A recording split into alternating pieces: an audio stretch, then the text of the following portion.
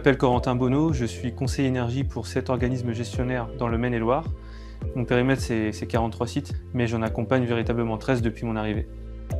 Aujourd'hui, il y a 7 organismes gestionnaires qui sont dans ce groupement, ce qui a permis de répartir les charges. C'est l'ADAPI 49 qui porte le poste aujourd'hui parce que c'était peut-être la plus grosse association, ou en tout cas dans le calcul qu'on avait pu faire en termes de nombre d'établissements, de mètres carrés.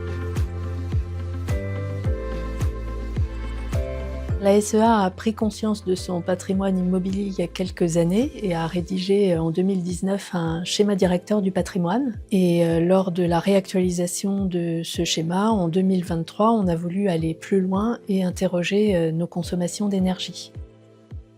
Alors nos objectifs sont doubles. Déjà réduire nos consommations d'énergie pour réduire notre impact.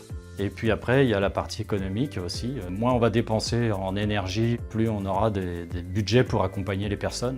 Pour l'ADAPI 49, les objectifs sont simples. Dans un premier temps, réaliser un état des lieux complet. Dans un second temps, effectuer un plan d'action et entreprendre les actions Quick Wins. Et dans un troisième temps, effectuer des travaux lourds afin d'entreprendre des rénovations peut-être plus importantes.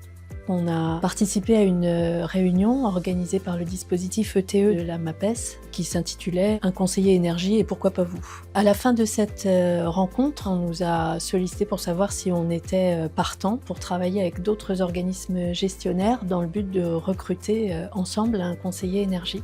Nous avons adhéré à cette démarche car nous n'avions pas du tout les moyens d'en recruter un tout seul et nous n'aurions pas eu non plus la compétence pour le faire. Nous, on représente 10% du poste global de Corentin. Ça représente un coût de 8 000 € pour notre association. Ça concerne environ 12% de nos surfaces en mètres carrés. Dans un premier temps, ce qui est fait, c'est que je demande à chaque asso de m'envoyer l'ensemble de leur consommation énergétique d'électricité et de gaz. Puis dans un second temps, je rencontre l'association. Je leur présente mes missions, mon rôle, comment on va travailler ensemble. Puis je leur présente le tableau de bord énergie qui montre l'évolution des consos. Les sites qui ont été choisis en premier, c'est les plus gros consommateurs, mais aussi les sites les plus problématiques pour les associations. Sous le périmètre de Corentin, on a 13 000 m² qui représentent en fait 10 bâtiments pour 5 sites. Donc 4 de ces sites pour nous émargeaient au décret tertiaire, donc on les a choisis d'office, et un 5e site qui avait des problèmes énergétiques assez importants qu'on compte quitter dans quelques années et qui nécessitait selon nous un travail poussé avant qu'on puisse partir pour quand même engendrer des économies grâce à des actions courtes et rapides. Suite à la présentation du suivi énergétique, on organise sur place une visite du site qui dure environ une journée. Donc je la fais principalement avec l'agent de maintenance. On va aller dans les locaux techniques, dans les chaufferies, dans les locaux de ventilation. On va aussi visiter tout ce qui est comble pour voir l'état d'isolation.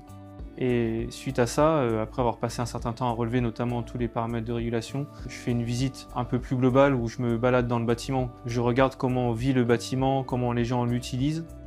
Ensuite, on met en place un plan d'action rapide à faire et qui coûte peu d'argent à l'association.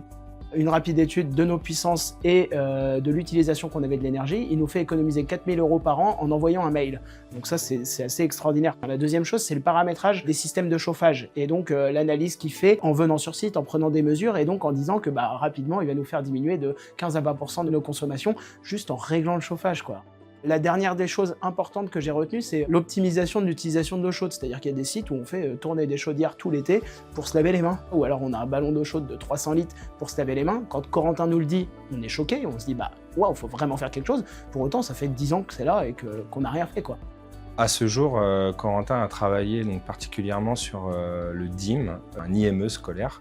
Il a réalisé 16% d'économie d'électricité et 28% d'économie de gaz. Corentin a réalisé donc ces économies avec une multitude d'actions Quick Wins et également un partenariat complet avec notre prestataire de CVC. On avait un réel problème sur ce site qui a été rénové pourtant en 2015. Sans Corentin, on n'aurait pas eu le temps nécessaire pour réaliser ces actions. En plus des actions techniques, je regarde aussi tout ce qui est gains directs, donc notamment les factures d'énergie ou les devis de prestataires. Les associations attendent aussi un avis de ma part sur est-ce qu'aujourd'hui on a besoin de faire ça, qu'est-ce que tu penses Corentin du prix de la prestation. J'ai un exemple avec l'une des associations qui avait un devis à 22 000 € pour l'emplacement d'un équipement de ventilation et en faisant le point sur place avec l'ensemble des prestataires et du personnel sur place et en voyant l'état du bâtiment, en fait, l'équipement ne correspondait plus du tout aux besoins. Et donc on est parti sur une solution complètement différente. On est passé à 4 000 € au lieu de 22 000 €. La plus-value d'avoir un conseiller, c'est qu'on apporte vraiment un œil un peu différent, une expertise autre, et on permet aussi de faire le lien un peu plus avec les prestataires de maintenance externe, avec qui on a plus l'habitude de travailler qu'aujourd'hui les associations que j'accompagne. La mission de Corentin, déjà, c'est de nous cultiver. C'est-à-dire que nous, par son accompagnement et par les actions qu'il engage, on veut absolument apprendre des choses pour après capitaliser et pouvoir les reproduire ailleurs.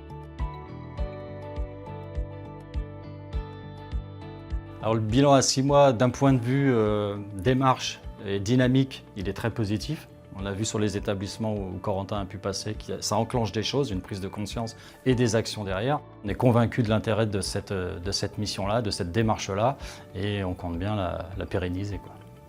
Je suis très heureux aujourd'hui de travailler pour cette association que j'accompagne. C'est un métier qui est pour moi passionnant et qui apporte vraiment un réel plus aux associations. Et ce challenge d'aller chercher des économies pour améliorer le confort des occupants est aussi hyper enrichissant. Je suis Lucie Lefloc, coordinatrice du dispositif ETE en santé de la région Pays de la Loire. Nous vous accompagnons à la création d'un poste mutualisé de conseiller énergie. Nous vous aiderons à animer les premières réunions, à créer la fiche de poste, à recruter le conseiller, à créer sa boîte à outils et à entretenir la dynamique au sein de votre collectif. Grâce à l'intégration au sein du réseau ETE, votre conseiller sera opérationnel rapidement.